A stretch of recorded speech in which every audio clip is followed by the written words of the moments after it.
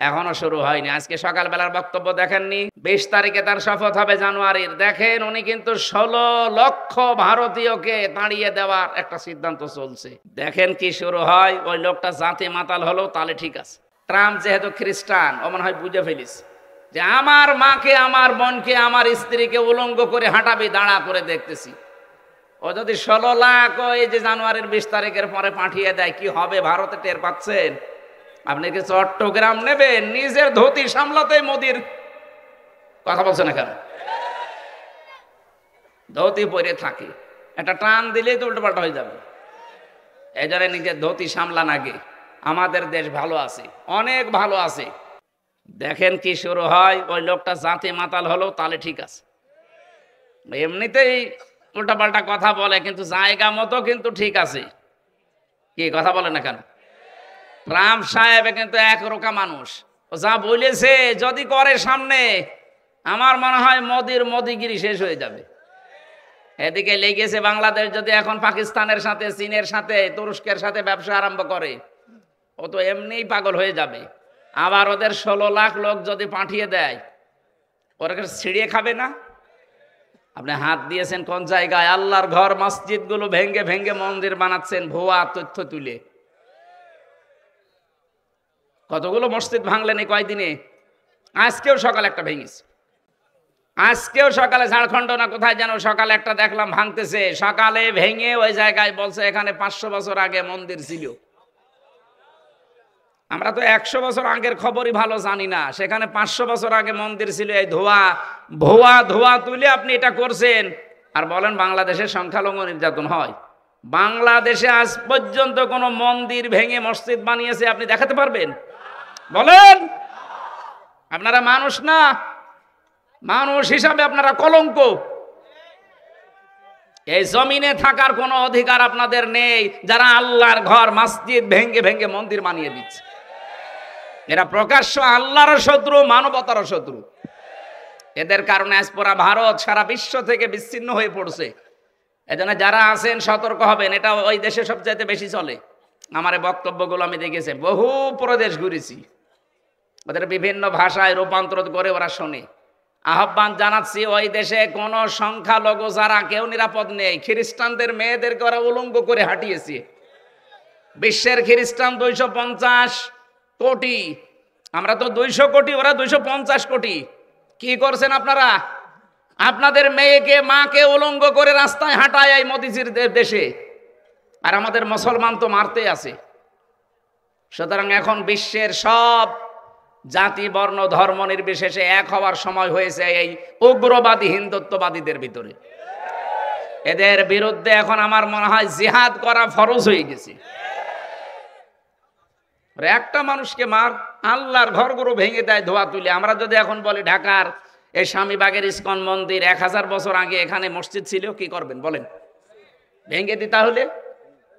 ঠেলা তো টের পাচ্ছেন না? সাম্প্রদায়িক সম্প্রীতির সবচাইতে বড় উদাহরণ, উজ্জ্বল দৃষ্টান্ত এই বাংলাদেশ। আজকেও ভারতে হিন্দুরা সংবাদ সম্মেলন করে জানিয়েছে মোদিজির এই আগ্রাসন বন্ধ হওয়া লাগবে। সবচাইতে বেশি নিরাপদে আছে পৃথিবীতে অন্য ধর্মের মানুষেরা বাংলাদেশে। এখানে 96% মুসলমান। কত? 92% যেটা বলা হয় ওটা মানিয়েছে। আসলে কিন্তু এদেশে 96% মুসলমান, 4% মাত্র অন্যান্য ধর্মের লোকরা আছে। আমরা তো টিপ দিয়েই মেরে ফেলতে পারি, কিন্তু আমাদের ধর্ম, আমাদের কোরআন এটা আমাদের শেখায়নি। লা ইকরাহা ফিদ্দিন। আমাদের ধর্মে কোনো বাড়াবাড়ি নেই, কোনো জোর জবরদস্তি নেই। এক কথা বলছেন না কেন? যদি সত্যি থাকতো আপনাদের মতো যা করছেন, 850 বছর এই এলাকা মুসলমানেরা শাসন করেছে ভারতবর্ষ, একটা হিন্দু থাকার কথা ছিল না। পিটিয়ে সব মুসলমান বানিয়ে ফেলতাম। নরসিংদীবাসী এই যে মিথ্যা কিছু তথ্য ছড়াচ্ছে এখন পৃথিবীতে, সবচাইতে বড় তালিকায় আছে মিথ্যা তথ্য ছড়ানোই ভারতে। এতদিন ওরা মিথ্যা তথ্য ছড়িয়েছে যে বাংলাদেশে সংখ্যালঘু নির্যাতন হয়। এটা দেখা মিথ্যা কথা। আজকে আপনি গোবিন্দ পৌরাণিকের ভাষণ শোনেননি? বাংলাদেশের সংখ্যালঘু নির্যাতন যদি 2-1টা হয়ে থাকে, যারা এতদিন চালিয়েছে 15.5 বছর, ওদের দ্বারা হয়েছে। এদেশে যারা সত্যি ইসলামপন্থী মানুষ, বিশেষ করে আলেম ওলামা, জামাত ইসলামের নাম এই লোকটা বলেছে, জামাত ইসলামের দ্বারা এদেশে সংখ্যালঘু নির্যাতনের কোনো প্রমাণ নেই, আর হওয়ার সম্ভাবনাও নেই। একটা হিন্দু মানুষ, আজকে এক মহিলা বাংলাদেশের মাগুরা জেলা, ঝিনাইদহ মাগুরা নাম শোনেননি? এখান থেকে কলকাতায় গেছে, তারে ওই যে ময়ূখ রঞ্জনের মতো কিছু মলম বিক্রেতা, হকার সাংবাদিক, এরকম কিছু লোক যে আপনাদের ওখানে নাকি পোশাক করতে দেয় না, আপনাদের ধরে নাকি রেপ করে। বেটা উল্টাপাল্টা কথা বলিস, মানে 5 তারিখের পর থেকে আমরা একটু আরামে আছি। সুতরাং মিথ্যা তথ্য ছড়িয়ে বিশ্বের মানুষের কাছে আরো হাসির পাত্র হয়ে যাচ্ছেন। কয়েকটা উগ্র আছে, এই উগ্রদের কারণে এরা একটু সাহস পাচ্ছে। আমার মনে হয় বাংলাদেশের পুলিশের কাছে এদের একটু ছেড়ে দেওয়া দরকার। মাথা থেকে পা পর্যন্ত যখন পিটাবে তখন টের পাবে। বস আমরা কলকাতা নিয়ে নেব, এটা নিতে পারলে নাকি ওদের ব্যবসা ভালো হয়, খুব ঘুরে আসা লাগে তো কাছাকাছি হয়। আরে দাদা আপনি কি যৌতুক নেবেন? আর মেয়ে তো পালিয়ে গেছে, যৌতুক কিসের? পালানো মেয়ের আবার যৌতুক? মেয়ের তো বিয়েই মানি না আমরা, মেয়ের বিয়ে আমরা মানি। তারপর এতদিন মিথ্যা কথা বলেছেন যে আমাদের স্বামী স্ত্রীর সম্পর্ক, না এ বিয়ে হবে না, কারণ যার সাথে গেছে তার তো মুসলমানই দেওয়া হয়নি। তো এরকম একটা মানুষের সাথে আমাদের মেয়ে, একটা হাসি মানুষ, কথা বলে না কেন? যদিও তার একটু সমস্যা আছে, কথা বললে মিথ্যা কথা বলে, কিন্তু হাসি তো। একটা হাসি মানুষকে আপনি ওইরকম দাদার সাথে দেওয়া যায়? এটাকে আমি বানালাম। কোরআনে কারিমের সূরা বাকারার 221 নম্বর আয়াতে আল্লাহ নিষেধ করে দিয়েছে, ওয়ালা তুনকিহুল মুশরিকিনা হাত্তা ইউমিনু, যতক্ষণ মুশরিক পুরুষ মুসলমান না হবে, ঈমান না আনবে, কোন মুমিনা নারীর জন্য তার সাথে বিবাহ বন্ধনে আবদ্ধ হওয়া জায়েজ নেই। তো এজন্য দাদা যে বয়স এখন যদি মুসলমান হয়ে বিয়ে করা লাগে, ও তো মুসলমানই দিয়ে হবে। এখন এ বয়সে মুসলমানই দিতে গেলে তো সমস্যা। এই জন্য আপনার সাথে আমাদের আত্মীয়তা হবে না ভাই, যৌতুকের তো প্রশ্নই আসে না। আমাদের ধর্মে যৌতুক দেওয়াও জায়েজ নেই, নেওয়াও জায়েজ নেই। এই জন্য মেয়ে যখন গেছে এমনি থাক, কিন্তু বিয়ে করার কোনো স্বাদ যেন আপনাদের না জাগে, যতদিন অন্তত আপনারা মুসলমানই না দেবেন। আর আপনারা মুসলমানই দেবেন না আমরা জানি, কথা বলেন না কেন? আমির জামাত ডক্টর শফিকুর রহমান ঘোষণা দিয়েছে না, এদেশের 1 ইঞ্চি না 1/2 ইঞ্চি জায়গার দিকে কেউ যদি পা বাড়ায়, জীবন দিয়ে হলেও আমরা রক্ষা করব। এটা আর আগস্টের 5 তারিখের আগে নেই, আগস্টের 5 তারিখ পার হয়ে গেছে। এখন জরিপ টের পান, আগস্টের 5 তারিখের আগ পর্যন্ত বাংলাদেশে 100 জনের 15 জন মানুষ চাইতো যে দেশে কোরআনের বিধান কায়েম হোক। এই 3 মাস কয়েকদিন হয়ে গেল, মানুষের এখন মত পাল্টিয়েছে। এখন 100 জনের 58 জন মানুষ চাইছে যে কোরআনে কারিমে দেশে কায়েম হোক। এই ঠিক আছে,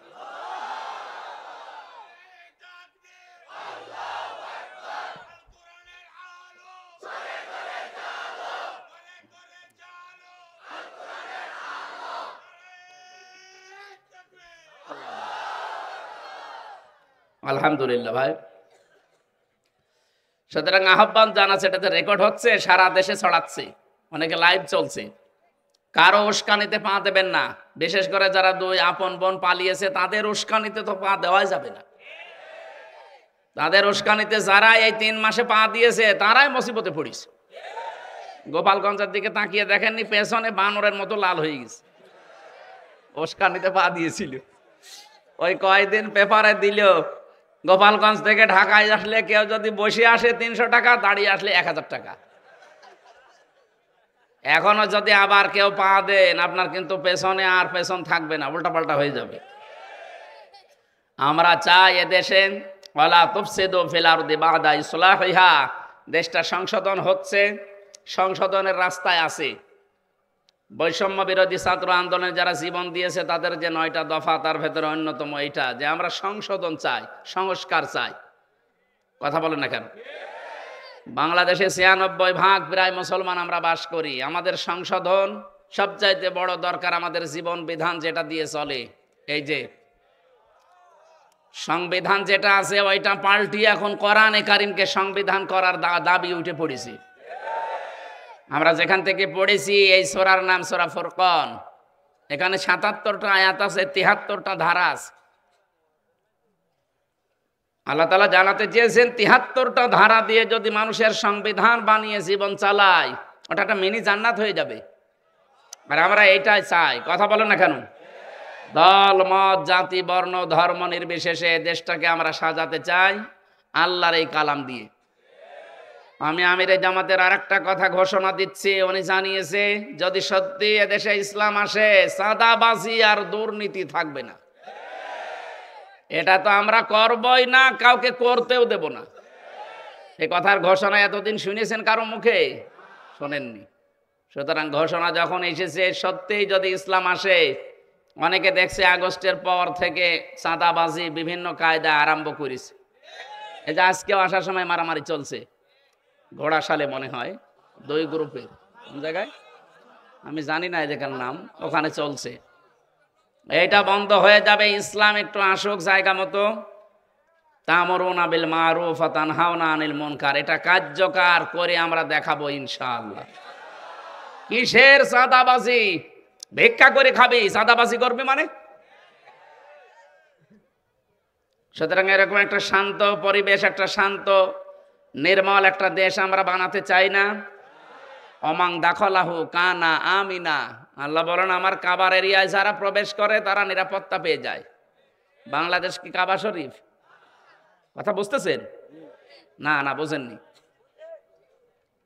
কোরআনে কারিমে আল্লাহ জানিয়েছেন অমাং দাখলাহু কানা আমিনা, কাবার চত্বরে যারা আসে তাদের নিরাপত্তা দেয় কে?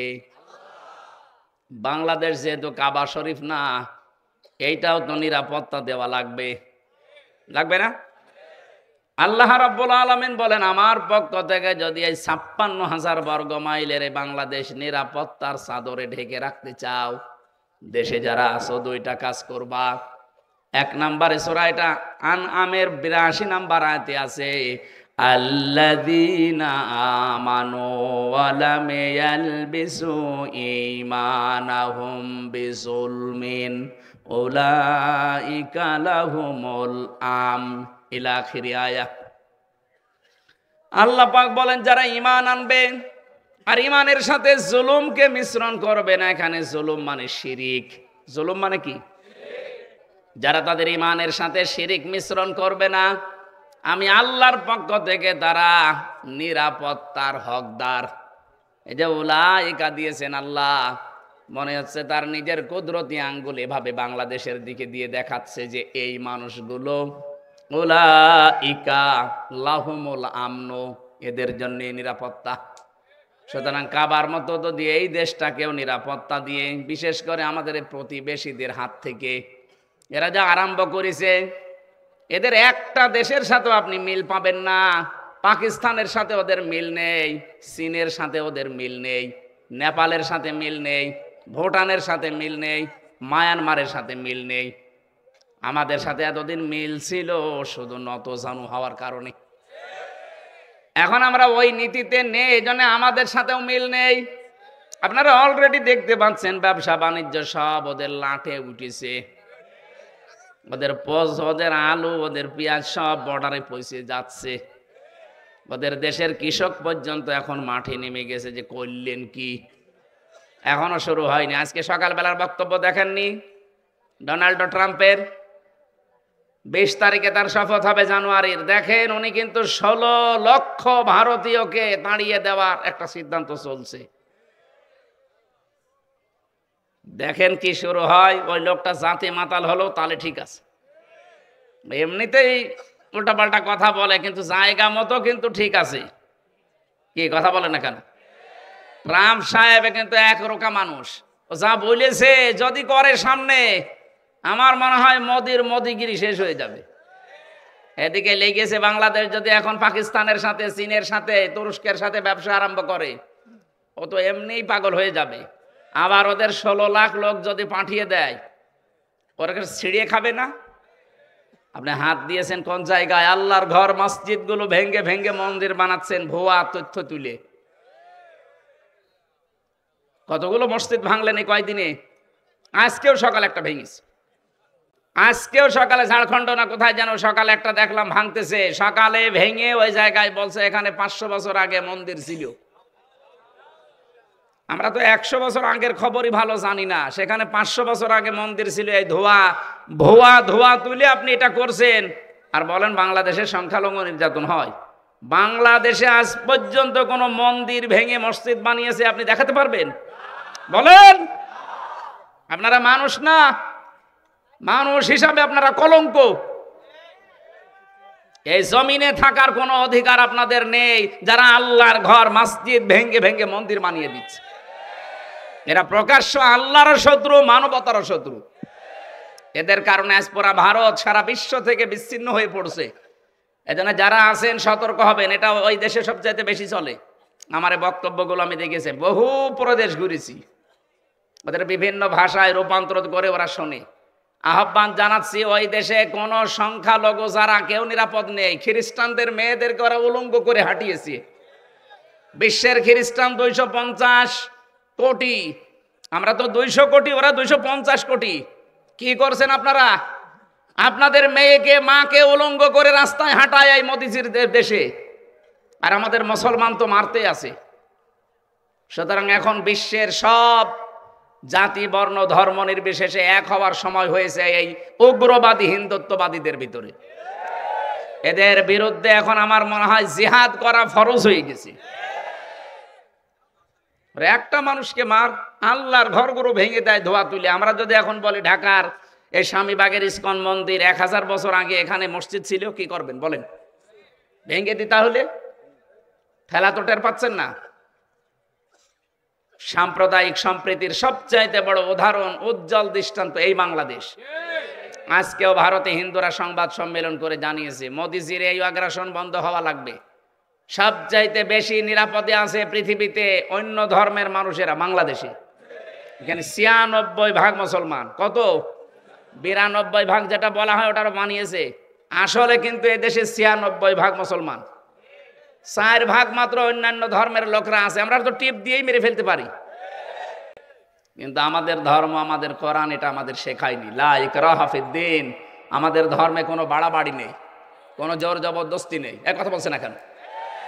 যদি সত্যি থাকতো আপনাদের মতো যা করছেন, 850 বছর এই এলাকা মুসলমানেরা শাসন করেছে ভারতবর্ষ, একটা হিন্দু থাকার কথা ছিল না। পিটিয়ে সব মুসলমান বানিয়ে ফেলতাম। কিন্তু আমাদের ধর্মেই তো ওইটা নেই যে জোর করি, এই জন্য কিছু বলি না। তারপরও যে হারে মানুষের বিবেক নাড়া দিচ্ছে, আমি এই জেল থেকে বেরিয়ে প্রায় 100-র উপরে মুসলমান বানিয়েছি। আমি তো জোর করি না, শুধু বলি যে আপনি কোরআন শরীফটা পড়েন। আপনার বিবেক যদি থাকে, কোরআনটা একটু বুঝে বুঝে পড়েন। সেদিন যশোরের এক অধ্যাপক, BCS ক্যাডার, বলেছিলাম স্যার আপনার মুসলমান হওয়া লাগবে না, আমার ধর্মে জোর নেই, জবরদস্তি নেই, আপনি শুধু আমার ধর্মীয় গ্রন্থ বুঝে পড়বেন। 3 মাস পড়তে দিলাম আপনাকে, পড়েন।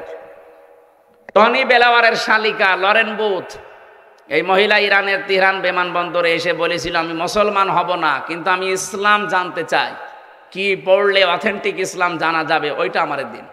এক মুসলমান তার কোরআন শরীফের তাফসির তুলে দিয়েছে। ও 3 বছর একাধারে পড়েছে, তাও আমাদের মতো আনাকুম জানাকুম পড়ে না, পড়ার মতো পড়েছে। শেষ পর্যন্ত এই 3 বছর পরে এই খ্রিস্টান মহিলা মুসলমান হয়ে গেছে। সুবহানাল্লাহ বলতে পারেন নাই?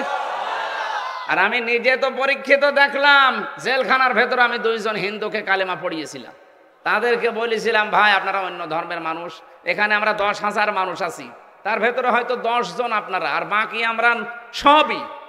সুতরাং জোর করলে, জবরদস্তি করলে 4 দেওয়ালের মাঝে কেউ আপনাকে বাঁচাতে আসবে না, আপনাকে পিটিয়ে মুসলমান বানিয়ে ফেলবে। কিন্তু আমাদের ধর্মে এটা নেই। আপনি আমাদের ধর্মীয় গ্রন্থ বাংলায় পড়বেন। আমি 3টা বছর ছিলাম, ওকে বাংলায় পড়তে দিয়েছিলাম, শেষ পর্যন্ত 2 জন মুসলমান হয়ে গেছে। আর এই BCS ক্যাডার এই স্যারকে বলেছিলাম 3টা মাস পরে আপনি আমাকে বলবেন। 3 মাস পরে দেখি ও নিজের থেকে মুসলমান হয়ে গেছে। যেন আমাদের ধর্মে ভাই জোর নেই, জবরদস্তি নেই। আমরা আমাদের ভালোবাসা দিয়ে, উদারতা দিয়ে, সাম্প্রদায়িক সম্প্রীতি দিয়ে চলতে চাই। আপনার ভেতরে যদি নাড়াচাড়া দেয়, হেদায়েত যদি কপালে থাকে, আপনি এমনি চলে আসবেন। কথা বলেন না কেন? এই জন্য যা করছেন আমি আশা করব আপনারা থামবেন। আর বিশ্বে যারা অন্যান্য জাতির লোকেরা আছেন, আপনাদের বিবেক কি মরে গেছে? আপনার মেয়েকে, মাকে উলঙ্গ করে রাস্তায় হাঁটায়, আর আপনি এখনো পর্যন্ত এই উগ্রদের পক্ষ নেন কোন কারণে? আমার মনে হয় ট্রাম্প যেহেতু খ্রিস্টান, ও মনে হয় বুঝে ফেলিস যে আমার মাকে, আমার বোনকে, আমার স্ত্রীকে উলঙ্গ করে হাঁটাবি, দাঁড়া করে দেখতেছি। ও যদি 16 লাখ এই যে জানুয়ারির 20 তারিখের পরে পাঠিয়ে দেয়, কি হবে ভারতে টের পাচ্ছেন? আপনি কি চট্টগ্রাম নেবেন? নিজের ধুতি সামলাতে মোদির কথা বলছে না কেন? ধুতি পরে থাকে, একটা টান দিলেই তো উল্টোপাল্টা হয়ে যাবে। এই জন্য নিজের ধুতি সামলান আগে। আমাদের দেশ ভালো আছে, অনেক ভালো আছে। কথা বলেন না কেন? আপনাদের ষড়যন্ত্র আপনারা থামান, আমাদের দেশ অনেক ভালো আছে। যে মেয়েটা দিয়েছি, অন্তত মেয়েটা নিয়ে একটু সাজগোজ করে রাখেন। মেয়েটা ভালো নেই, আজকে দেখেছেন না? মেয়েটা ভালো নেই। মেয়ে নাকি এখন বলছে আমি কিভাবে থাকবো, অঘোষিত একটা জেলখানায় আছি, আমি দরকার হয় নিজের দেশে যে সারা জীবন জেলে থাকবো, তাও আমি এখানে থাকবো না। এখন টের পাচ্ছেন না বলে চলে গেলেন। পালানো মেয়ের আবার কথা কিসের? কোনো কথা নেই। যতদিন বাবা মা আত্মীয় স্বজন আমরা মেনে না নেব, ওখানেই থাকা লাগবে। আর আমরা এদেশে মানবো না, কারণ আপনি আয়না ঘর বানিয়েছেন। কথা বলেন না কেন? আপনি জানেন আয়না ঘর কি? আমি 10টা দিন ছিলাম, মাত্র 10 দিন, তাও মিনিটাই, বড়টায় যায়নি। তাই আমার জীবন শেষ হয়ে গেছে। আর যারা 8 বছর 10 বছর, ব্যারিস্টার আরমান 8 বছর, আমান আজমি ভাই 10 বছর, 14 বছরের মানুষ আমি পড়ে আছে দেখেছি। এত বড় বড় নখ হয়ে যায় অনেকের। দেওয়ালের সাথে ভাবে খুশিয়ে খুশিয়ে লিখে রাখে যে ভাই যদি বাইরে যেতে পারেন আমার এই নাম্বারটা একটু জানাবেন যে আমি বেশি আছি। আর এখনো পর্যন্ত অনেকে জালেমের সাফাই গায়।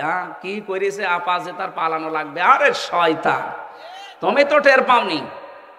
তুমি তো শুধু 15.5 বছর মাল কামিয়েছো। তোমার বাবার যদি এভাবে গুম করে রাখতো তখন টের পেতে।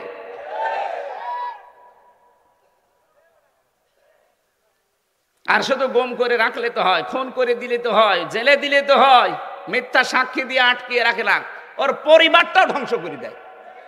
আমার এই মিথ্যা মামলা দিয়েছে, 3 বছর ফাঁসির কন্ডেম ছেলে রেখেছে। আমার বাবার কাছ থেকে 30 লাখের উপরে ওরা টাকা নিয়েছে। মনে আছে আমার বাবার কাছে টাকা পায়, বলছে টাকা দেন। এই ছেলে,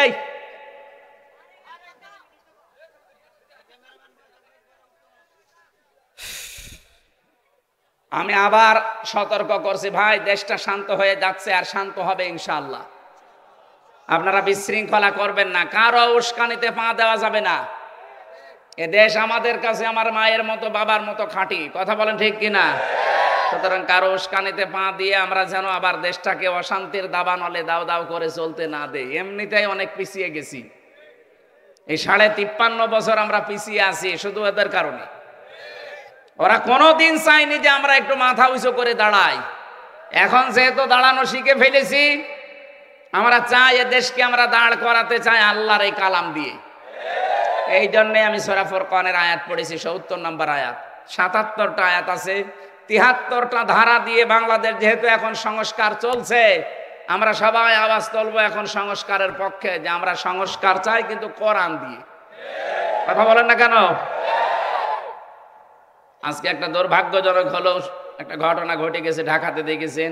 ইসলামের নাম নিয়ে 2 দল, 4 জন মারা গেছে। আমার যতটুকু ধারণা এর ভেতরে ওদের ষড়যন্ত্র আছে। এইটা করে দেশটাকে একটা ঘোলাটে পরিবেশ বানিয়ে নিজেরাই অস্ত্র নিজে রাখবে, এটা মিডিয়া, বিশ্ব মিডিয়াকে দেখাবে যে এই দেখেন জঙ্গিপনার কাজ চলছে। এইটা করে শেষে এই সাতপন্থী, জবাইরপন্থীর নাম দিয়ে এই আলেমদেরকে দেশে নিষিদ্ধ করবে। এরপরে ধরবে একামতে দিনের দায়িত্বে আছে যারা, তারা ওরা জাতে মাতাল, তালে ঠিক। আমি বহু মানুষের সাথে ওদের মিশে দেখেছি। ওই শয়তানরা জাতে মাতাল হলেও তালে ঠিক আছে, এমনি মনে করবেন কিছু বোঝে না, কিন্তু সব বোঝে।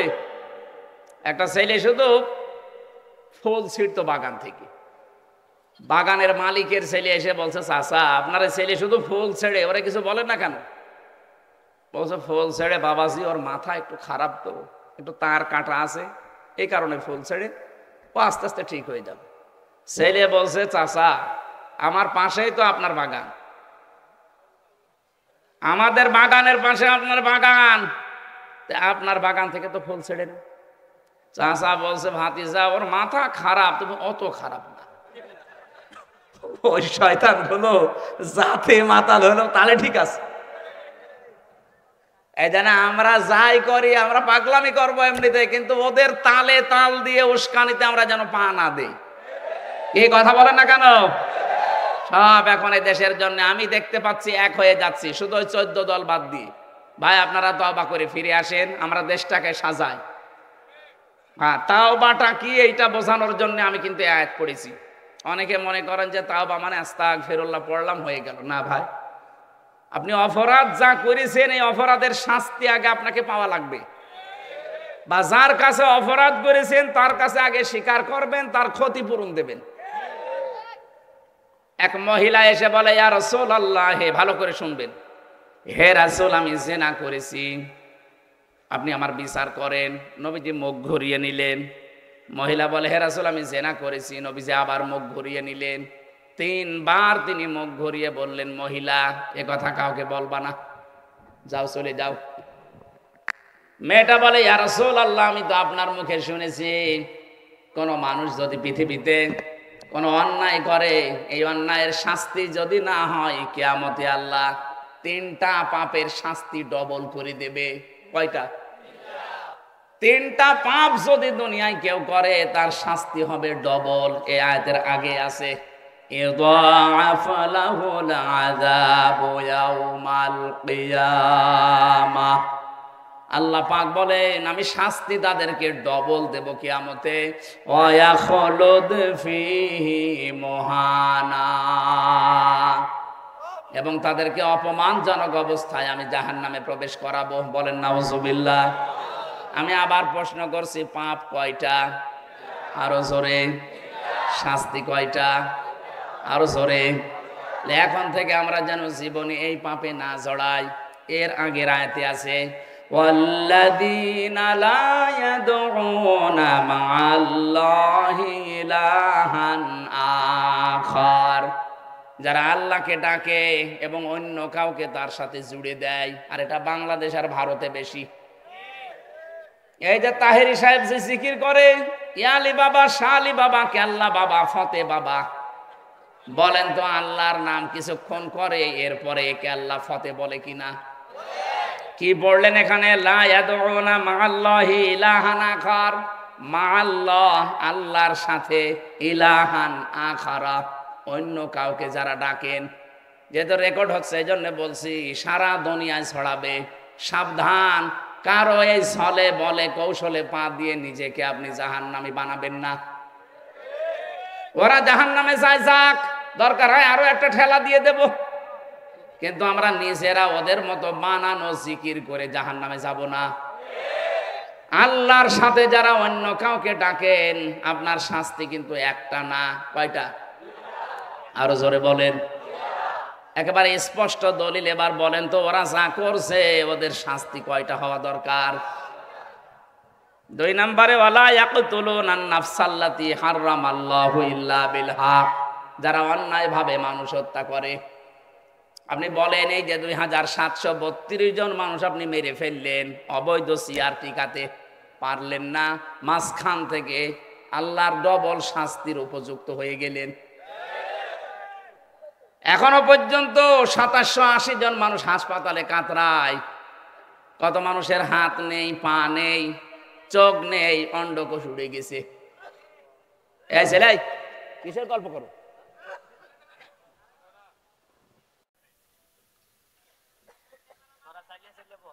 চাইলে চাইলে এদের ভাষা তোমার। এই ফাঁকা ফাঁকা হয়ে বসেন, বসেন বসেন, ফাঁকা ফাঁকা হয়ে বসেন। আমার ভাইরা, দুনিয়াতে যারা মানুষ হত্যার সাথে জড়িত ছিলেন, এখন আছেন, এখনো পর্যন্ত অনেকে মানুষ হত্যা করছেন। এই যে 4 জন মানুষকে মেরে ফেললেন, কার ইন্ধনে কার ইঙ্গিতে আমি জানি না, আপনার কিন্তু ডবল শাস্তি হবে। যাকে মেরে ফেলেছেন আপনি তাকে দিয়ত দেবেন, জরিমানা দেওয়া লাগবে আপনাকে। তার বাবার কাছে, তার মায়ের কাছে, স্ত্রীর সন্তানের কাছে গিয়ে বলবেন যে মেরে ফেলেছি, এখন কি করবেন বলেন। ওরা যদি বলে 50 লাখ করে টাকা দেওয়া লাগবে আপনাকে, তাই দেওয়া লাগবে, তাছাড়া আপনার মাপ নেই। বাংলাদেশের যে বিচার ব্যবস্থা, হত্যা করলে তাকে হয় 20 বছর 30 বছর জেল দিয়ে দেয়, না এর দ্বারা মাপ হবে না। হয় আপনাকে মেরে ফেলা লাগবে অথবা আপনাকে ক্ষতিপূরণ দেওয়া লাগবে। এক কথা বলছেন? আপনি 2732 জন মানুষ মারলেন, কি ক্ষতিপূরণ দেবেন এখন বলেন? কি ক্ষতিপূরণ দেবেন? কি আছে আপনার কাছে? আপনার যে বাড়িটা ঢাকায় ওইটা তো টয়লেট হয়ে গেছে। হ্যাঁ, আপনি যান, এখন উন্মুক্ত টয়লেট, মানুষ যাচ্ছে দেখছি 4-5 জন 10 জন করে একসাথে, কেউ এদিকে কেউ এদিকে কেউ এদিকে, মনে হচ্ছে গণহারে টয়লেট চলছে। আপনার বাড়িটাও তো হয়ে গেল পরিত্যক্ত। এতগুলো মানুষকে আপনি দুনিয়া থেকে বিদায় করে দিয়ে এখন আপনার আফসোস হয় না, অনুশোচনা করেন না, এখনো আপনি উল্টাপাল্টা কথা বলেন। মানুষের পাপের বোঝা যখন পরিপূর্ণ হয়ে যায়, ইন্নামা নমলি লাহুম লিয়াজদাদু ইসমা ওয়া লাহুম আযাবুম মুহিন। সূরা আলে ইমরানে আল্লাহ জানিয়েছেন, মানুষের পাপের বোঝা যখন পরিপূর্ণ হয়ে যায়, ওই মানুষকে আল্লাহ তখন অপমানজনক শাস্তি দেয়। তার কি অপমান করবে? কালা মানিকের মতো বিচারপতিকে আল্লাহ কলা পাতায় শুইয়েছে, এমনকি ওর বিসিও একটা উড়ে গেছে। না, আমি হাসির জন্য বলছি না, আপনি খোঁজ নিয়ে দেখেন, ওর বিসি একটা উড়ে গেছে। তাহলে ওর সংসার আর হবে? ওর বউ যদি এখন শোনে যে সত্যি সত্যি ওর বিসি নেই, ও তো কালকে চলে যাবে।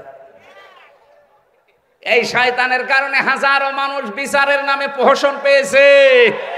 বলেন? বলে আল্লামা সাঈদীকে ফাঁসি দিয়ে আমি জীবনের সবচাইতে ভালো কাজ করেছি। জবাই করা দরকার শয়তান। কোরআনের পাখিটা খেদমত দিয়ে গেল সারা বিশ্বে। আপনার মতো মানিক 1 কোটি মিলেও কিচ্ছু করতে পারবেন না, তার একটা পশমের সমানও না। কারণ আল্লাহ পাক নবীকে যে স্বপ্নগুলো দেখিয়েছেন, প্রত্যেকটা স্বপ্ন আল্লাহর নবীর পূরণ হয়েছিল। লাকাদ সাদাকাল্লাহু রাসূলাহুর রুয়া বিল হক। আল্লাহ পাক বলেন, অবশ্যই আমি আল্লাহ, এখানে ফাইল আল্লাহ নিজে, অবশ্যই আমি আল্লাহ আমার রাসূলকে যে স্বপ্ন দেখিয়েছি এটা বাস্তবে রূপ দেব, এটা সত্য। এখন কি রসুল আছে?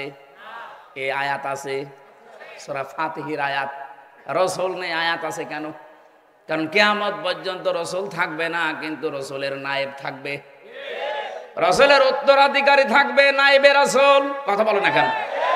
রসুলের ওয়ারিসরা থাকবে। আল্লামা সাঈদী রসুলের ওয়ারিস, কারণ সে এলেম পেয়েছে। রসুল স্বপ্ন দেখলে যদি আল্লাহ সেটা বাস্তবায়ন করে, রাসূলের নায়েব যারা, তারা স্বপ্ন দেখলে বাস্তবায়ন করবে না। আল্লামা সাঈদী যেই স্বপ্ন দুনিয়ায় দেখেছেন, আল্লাহ সবগুলোই বাস্তবায়ন করে দিয়েছে। উনি বলেছিলেন জালেমরা একটা গর্থও পাবে না, ঠিক পাচ্ছে না। 2-1টা গর্তে যদি থাকে, সে গর্তেরও সমস্যা। কথা বলে না কেন? উনি স্বপ্ন দেখেছিলেন জালেমরা এদেশের প্রতি ইঞ্চিতে ইসলাম কায়েম হবে, শুধু জ্বলতে থাকবে, জালেমদের কিছু করার থাকবে না। তাই হচ্ছে। এমন কোন জায়গা নেই, ঘর নেই, বাড়ি নেই, অফিস নেই যেখানে ইসলামের দাওয়াত আজ পৌঁছাচ্ছে না। উনি স্বপ্ন দেখেছিলেন জালেমদেরকে শুধু এখানে নাড়া দেওয়া হবে, দিল্লি গিয়ে পড়বে, তাই পড়েছে। ওনার আর একটা স্বপ্ন আমি কয়েকদিন আগে শুনেছি, লন্ডনে উনি স্বপ্নের কথা বলছিলেন যে আমার জীবনের স্বপ্ন সবচাইতে বেশি যে বাংলাদেশে 56,000 বর্গ মাইলে কোরআনের রাজ কায়েম হবে। আমার তো মনে হচ্ছে এই স্বপ্নটাও সামনে বাস্তবায়ন হবে।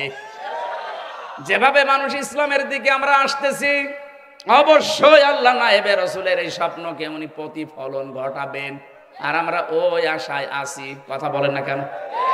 আমাদের এখন পরিবর্তনের বড় সময়। নায়েবে রাসূলদের এই স্বপ্নকে বাস্তবে রূপ দিতে হলে আমাদেরকে ঐক্যবদ্ধ হওয়া লাগবে। ইন্নাল্লাহা লা ইউগাইয়িরু মা বিকাওমিন হাত্তা ইউগাইয়িরু মা বিআনফুসিহিম। সূরা রদের ভেতরে আল্লাহ জানিয়েছেন অবশ্যই আল্লাহ ওই জাতির ভাগ্য পরিবর্তন করে না যে জাতি তার নিজের ভাগ্যকে পরিবর্তনের চেষ্টা না করে। যেহেতু সময় সুযোগ আল্লাহ পরিবেশ তৈরি করে দিয়েছে, আহ্বান জানাবো, আশা করব আমরা যেন আমাদের ভাগ্যকে উন্নত করার জন্য কোন চেষ্টা চালাই। কি কথা বলেন না কেন? কথা বোঝেন আপনি? সময় কিন্তু আল্লাহ তৈরি করে দিয়েছে। আল্লাহ পাক বলেন ফাতিলকা বুয়ুতুহুম খাওবিয়াতাম বিমা যালামু। সূরা নমলের 52 নম্বর আয়াতে আছে। আল্লাহ জানা হাত দিয়ে এভাবে দেখাচ্ছে, ওই ফাতিলকা বুয়ুতুহুম, বাইতুন না বুয়ুত, বহু বছর। আল্লাহ বলেন এই সেই ঘরগুলো। আমার তো মনে হচ্ছে 2024 সালের 5 আগস্টে আল্লাহ এইভাবে দেখিয়েছেন বাংলার মানুষকে, এই সেই ঘরগুলো। ফাতিলকা বুয়ুতুহুম, এই সেই, আরো জোরে বলেন, এই সেই কি? এই সেই ঘরগুলো কি? খাওবিয়াতান। আল্লাহ বলেন আমি জনশূন্য করে দিয়েছি, পরিত্যক্ত বানিয়ে দিয়েছি, বিমা যালামু, এদের জুলুমের কারণে। আপনার বিশ্বাস না হলে কুষ্টিয়ায় চলেন, হানিফের বাড়ি দেখাবো, জাতীয় টয়লেট হয়ে গেছে। অথচ ওখানে বসে বসে কত দুর্বিসন্ধি করতো।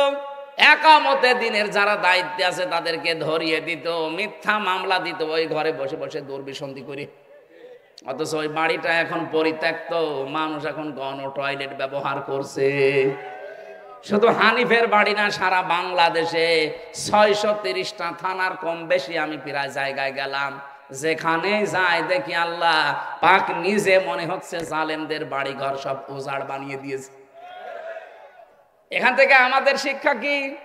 এর পরের শব্দে আল্লাহ দিয়েছেন ইন্না ফি যালিকা লায়াতাল লিকাওমিন ইয়ালামুন। ইন্না ফি যালিকা লায়াতান, লামে তাকিদ আছে। যারা আরবি গ্রামার বোঝে জিজ্ঞাসা করেন কত কঠিন শব্দ এটা। আমি 27টা বিষয় পেয়েছি এই লামের ভেতরে। তাফসিরে মাজহারির ভেতরে পাবেন, ফি জিলালিল কোরআনের ভেতরে পাবেন, হাক্কানির ভেতরে পাবেন। এগুলো সব পড়ে পড়ে দেখেছি আল্লাহ পাক জানো হাজার হাজার বছর আগে লূত নবীর জামানায় এই আয়াতটা নবীজিকে শুনিয়েছিলেন। এখন আমাদেরকে 2024-এর 5 আগস্ট আবার নতুন করে শোনাচ্ছেন। বাংলার মানুষেরা, এর ভেতরে তোদের জন্য শিক্ষা আছে। কি সেইটা? এদের এত বড় কঠিন শিকড় যদি আমি আল্লাহ কেটে দিতে পারি, 15 বছরের শিকড়, একেবারে দারোয়ান থেকে সংসদ পর্যন্ত সব ওদের লোক সেট করা ছিল। বানিয়ে বলছি, এত বড় শিকড় যদি আল্লাহ কেটে দিতে পারে, ওদের এত বড় বড় অট্টালিকা বাড়ি যদি আল্লাহ সব নিমেষে টয়লেট বানিয়ে দিতে পারে। গত পরশুদিনও ছিলাম আমি এই যে পাশের জেলা কিশোরগঞ্জ, আসার সময় দেখলাম ওদের যে কেন্দ্রীয় অফিস যেটা জেলার, ওটা এখন টয়লেট। তাও একজন না 4-5 জন যাচ্ছে, কেউ এদিকে কেউ এদিকে কেউ এদিকে, মনে হচ্ছে যে একেবারে জামাতবদ্ধ টয়লেট চলছে। অথচ আমার সাথে গাড়িতে যে ছিল লোকটা বলছে 35 বছর কত জাঁকজমক চলছিল এই ঘরটা। নিমেষে আল্লাহ পাক এটাকে পরিত্যক্ত টয়লেট বানিয়ে দিয়েছেন।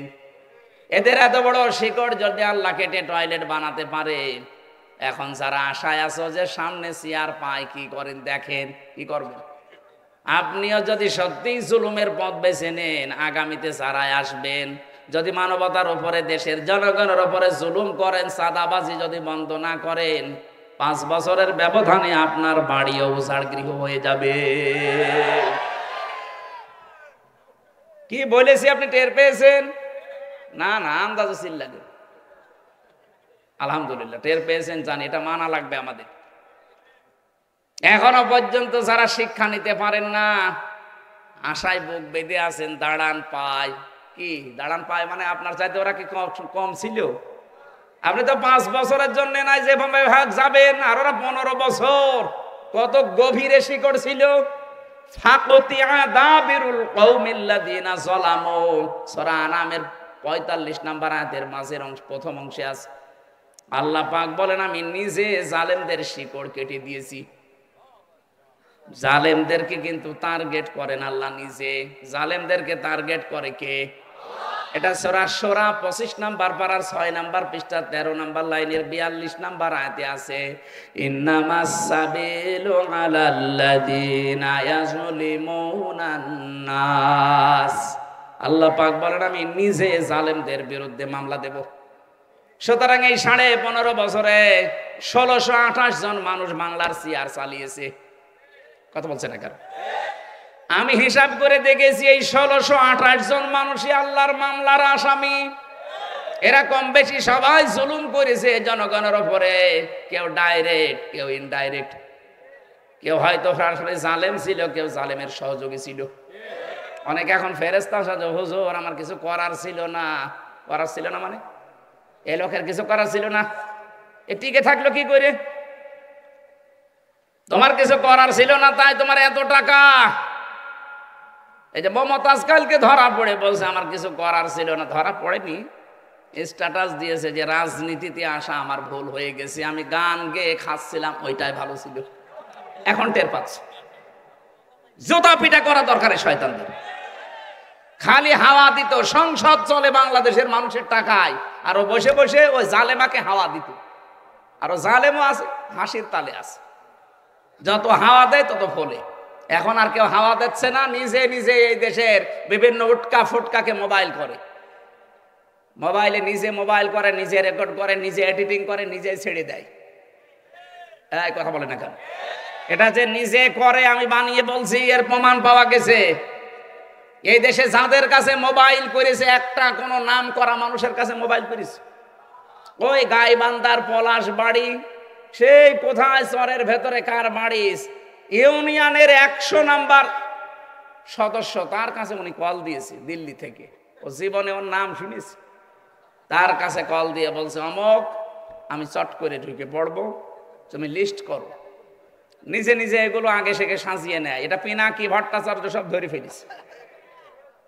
আপনি চলেন ডালে ডালে, আর এরা চলে পাতায় পাতায়। মানুষকে ধোকা দিয়ে আর বোকা বানানো যাবে না। কি কথা বলেন না কেন? বাংলাদেশ এখন যাদের দায়িত্বে আছে এরাও কিন্তু একেবারে ফেলে দেওয়ার মতো না। এই কথা বলেন। ভিয়েতনামের মতো ছোট একটা রাষ্ট্র যদি আমেরিকার সাথে 12 বছর যুদ্ধ করতে পারে, আমরা তো ভিয়েতনামের মতো না। ওদের না ইমান ছিল না, তারপরও যুদ্ধ করেছে। আমাদের ইমান নেই। 18 কোটি মানুষ আমরা। যদি এদেশের দিকে যত বড় দেশ চোখ তুলে তাকাক, যদি কিছু করা লাগে না, 18 কোটি যদি মরি 36 কোটি নিয়ে মরব। দরকার এক একজন 5 জন করে মারব। কতজন হবে? একটাও থাকবেন না। আমাদের তো মরণের ভয় নেই, কারণ আমরা জানি মরলে আমাদের বাগান আছে। কথা বলেন না কেন? আর ওদের সবচাইতে বেশি ভয় মরণের। আমি বললাম না, বহু প্রদেশে আমি ঘুরেছি। ওয়ালা তাজিদান্নাহুম আহরাসান নাসি আলা হায়াতি ওয়া মিনাল্লাযিনা আশরাকু। আল্লাহ তাআলা কোরআনে দিয়েছেন সূরা বাকারায়, হে নবী আপনি দেখতে পাবেন সবচাইতে বেশি মৃত্যুকে ভয় করে মুশরিকরা। আর ওরা যেহেতু মুশরিক, ওদের ভেতরে সবচাইতে বেশি ভয় মরণের। শুধু মরণের রাস্তা একটু খুলে দেবেন, আপনাকে ভাই না বাপ বলবে। শুধু ব্যবসা বন্ধ করে দেব এই ঘোষণা দিয়েছে, এখন বাপ ডাকতেছে। আমরা তো নিষেধ করিনি। আমার মনে হচ্ছে জানুয়ারির 20 তারিখ আসুক, দেখেন ট্রাম্প যদি একটু নড়াচড়া দেয়, ও ট্রাম্পকে দোলা ভাই ডাকবে, আর আমাদেরকে তখন দোলা ভাইয়ের ভাই ডাকবে। এই কথা বলেন না। আমরা ছোট, তাতে কি হয়েছে? বিশ্বের সবাই এখন জানে বাংলাদেশের সংখ্যালঘু কোনো নির্যাতন নেই। সাম্প্রদায়িক সম্প্রীতিতে 1 নম্বরে আছে বিশ্বের 257টা রাষ্ট্রের ভেতরে বাংলাদেশ। সুবহানাল্লাহ বলতে পারেন নাই? জালেমদের থেকে আমাদের শিক্ষা নেওয়ার বিষয় এই। এদের এত বড় শিকড় আল্লাহ যদি কেটে দিতে পারে, আমাদের তাও কাটতে আল্লাহর বেশি সময় লাগবে না। এজন্য আমরা যেন অন্তত সামনে যারাই যাবেন, কারা যাবেন আমরা জানি না, যারাই যাবেন জনগণ যাদের চাই, আপনি যেন জুলুম করবেন না। জুলুম যদি করেন, অনেকে তো আশায় বুক বেঁধে আছেন যে আমি অমুক বাজার, অমুক ঘাট দখল করব। দখল আমির জামাতের বক্তব্য শোনেননি? ইসলাম এ দেশে আসে, এই দেশে কেউ চাঁদাবাজি আর দুর্নীতি করতে পারবে না। এই কথা বলেন না কেন? এই দাবির সাথে আপনারা আছেন না? কারা কারা চাঁদাবাজির পক্ষে আছেন হাত তোলেন তো। আলহামদুলিল্লাহ, এই জেলায় কিছু মাথা খারাপ মানুষ আছে। আমাদের মাথা খারাপ হোক, কিন্তু বেশি খারাপ যেন না হয়। দু একটা হালকা তার কাটলে অসুবিধা নেই, বেশি তার কেটে গেলে সমস্যা। তাহলে আমরা কিন্তু শিক্ষা নিয়েছি, এই যে সামনে যারা আসবে তারা জনগণের মালিক হবে না, জনগণের খাদেম হবে। আপনি পিরোজপুরে যান, এখনো যান পিরোজপুরে, আল্লামা সাইদের এলাকা। আমি বাংলাদেশের সবচাইতে বেশি অনুষ্ঠান করেছি ওই জেলায়। ওখানে হিন্দু পর্যন্ত, ওখানে যদি 100 জন মানুষ থাকে তার মনে হয় 65 জন হিন্দু। ওরা পর্যন্ত বলে, দেখেন মাওলানা সাহেব, মাওলানা বলে, মাওলানা সাহেব মানুষ না, উনি একজন দেবতা। একটা হিন্দুর মুখ থেকে এই কথা শোনা যায়, তাই ব্যাপার না। আর এই কয় বছর যে দায়িত্বে ছিল, সেও একজন দাড়িওয়ালা মানুষ, তার নাম শুনলেই গালি দেয়, বলে একটা টাটকা নির্ভেজাল শয়তান। সবচাইতে বেশি কষ্ট পেয়েছিলাম জেলখানা থাকা অবস্থায়। আল্লাহর এই অলিকে ওরা মেরে ফেলেছে। মারা যায়নি, কে বলে মারা গেছে, ওনাকে মেরে ফেলা হয়েছে। ওনাকে মিথ্যা আশ্বাস দিয়ে বলছে আপনি অসুস্থ, চলেন। কোথায়? ঢাকায়। প্রথমে গাজীপুরে নিয়ে নামকাওয়াস্তে ঢাকায় নিয়ে ইঞ্জেকশন দিয়ে মেরে ফেলেছে। ওই যে চাচা এরশাদকে নির্বাচনের আগে এসে বাড়ি থেকে বলছে চলেন। কোথায়? হাসপাতালে। কেন? আপনি অসুস্থ। বলছে না আমি অসুস্থ না। আরে আপনি অসুস্থ। এইভাবে করে কোরআনের পাখিকে ওরা বের করেছিল যে আপনি অসুস্থ, আপনাকে চিকিৎসা করে ছেড়ে দেওয়া হবে। দেখেন না শেষের হাসিটা, এই হাসির ভেতরে সব আছে।